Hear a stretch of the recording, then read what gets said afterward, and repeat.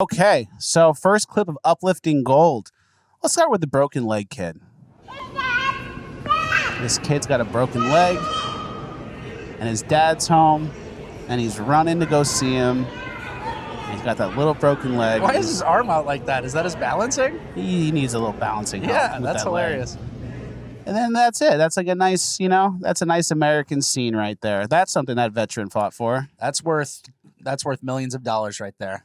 Little kids running at you. Yep. Calling you dad when you're coming home from a business trip. That's pure Americana. Pure Americana. And yeah, that veteran from the last segment should watch Uplifting Gold, and I think he'd feel better. Yeah.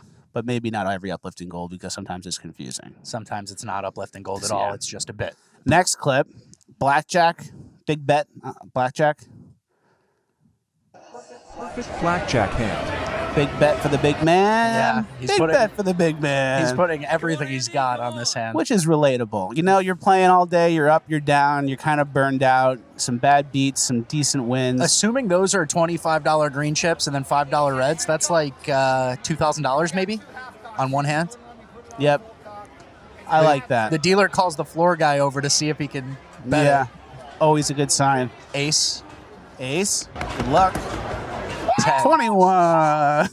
That's the dream. That is the dream, and I know the feeling. You're down, you're up, you're down.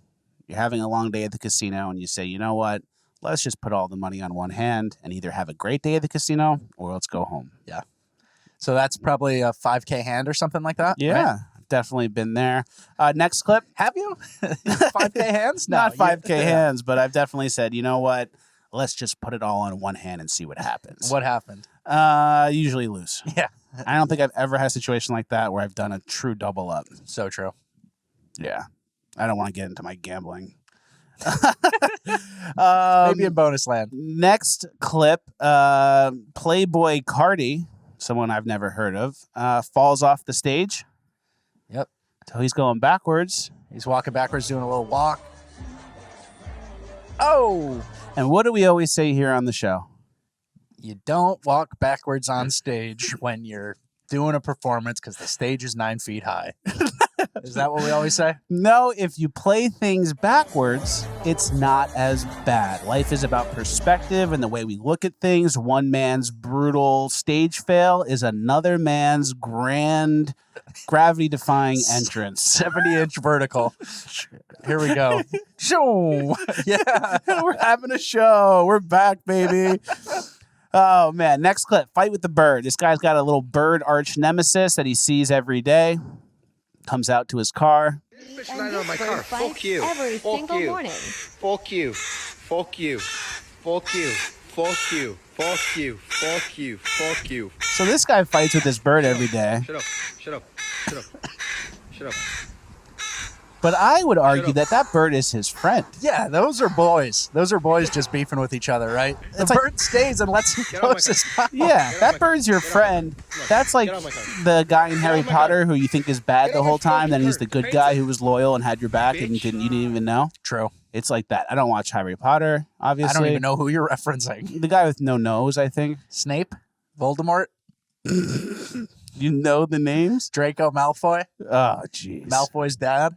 That's so embarrassing. The bad guy from The Patriot. You're the one who's referencing Harry Potter, dude. Well, I never seen it or known anything about it. I read the book in 4th grade, and that's where it ended. One book. I got the book given to me, and it was like the same age, and it was very popular. And I put the book under my bed, in between my bed, my mattress, and the box spring. Yeah. And then I said that it got taken out of my backpack by somebody because it was back when it was like super popular, and like my book got stolen. I said, so you wouldn't have to read it. So I wouldn't have to read it. I don't like shit like that. Star Trek, Star Wars, Harry Potter. It's all stupid science fiction. I don't believe in it. That's fair. That's fine.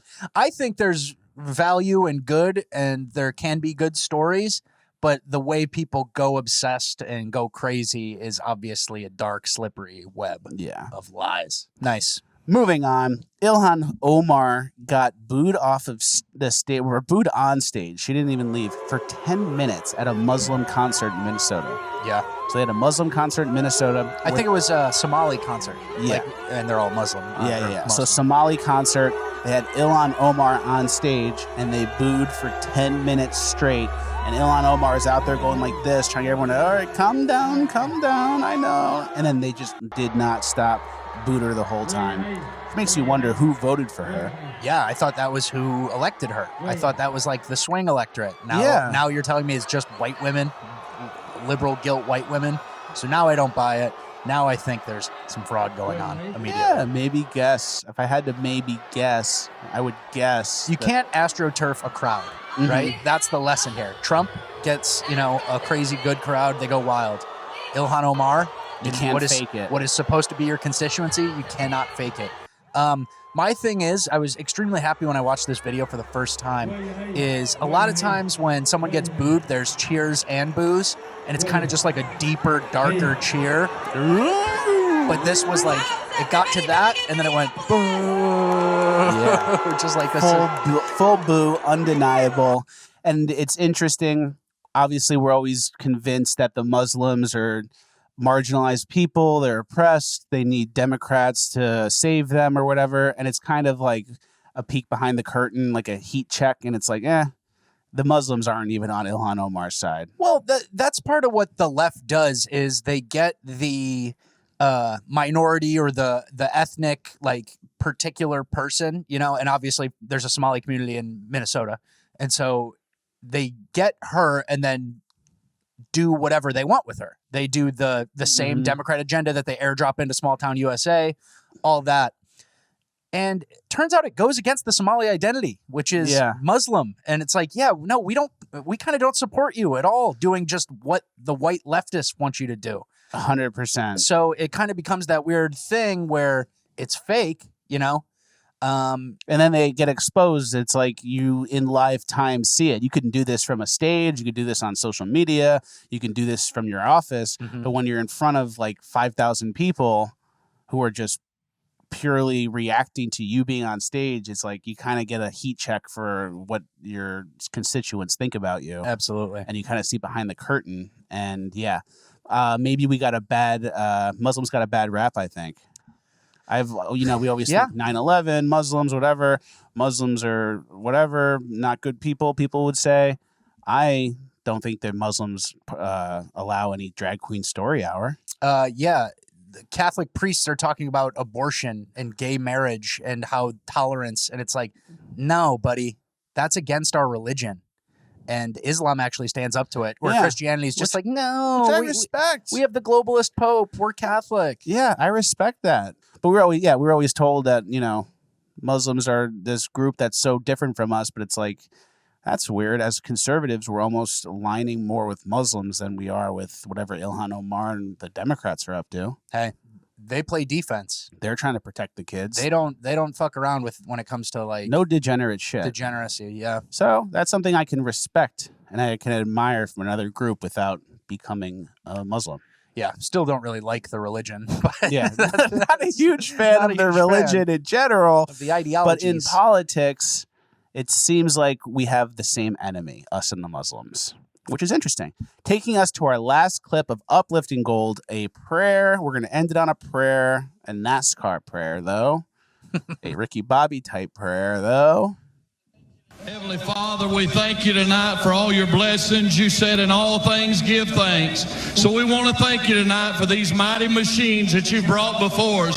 Thank you for the Dodges and the Toyotas. Thank you for the Fords. And most of all, we thank you for Roush and Yates partnering to give us the power that we see before us tonight. Thank you for GM Performance Technology and the RO7 engines. Thank you for Sunoco Racing Fuel and Goodyear tires that bring performance and power to the track.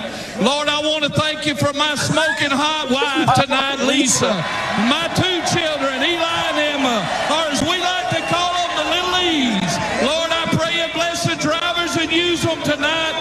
May they put on a performance worthy of this great track. In Jesus' name, boogity, boogity, boogity. That's the boogity, boogity, boogity. I mean, that's just his little bit. Good for him, man. Yeah, for his smoking hot wife. I pray for my smoking hot wife as well. Wherever she is out there, I pray for her. What do you think she's doing right now?